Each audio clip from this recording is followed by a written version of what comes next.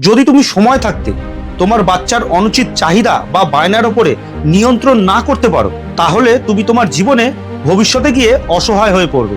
যেমন গৌরব, তুমি যতই শক্তিশালী হও না কেন, আজকে যদি তুমি অন্যায় আর অধর্মের সঙ্গ দাও, তাহলে তোমার শক্তি, কৌশল, আশীর্বাদ, শাস্ত্র সবই বেকার হয়ে যাবে।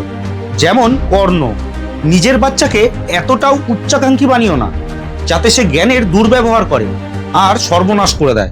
যেমন অশ্বত্থামা, জীবনে কখনো এমন প্রতিশ্রুতি নিও না যাতে তোমাকে অসত্য ও অধর্মের সামনে আত্মসমর্পণ করতে হয়।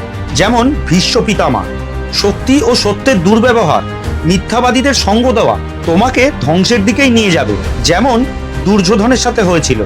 সত্যের লাগাম এমন মানুষের হাতে কখনোই দিও না যে স্বার্থে, অভিমানে, জ্ঞানে আর বাসনাতে অন্ধ হয়ে গেছে। যেমন ধৃতরাষ্ট্র।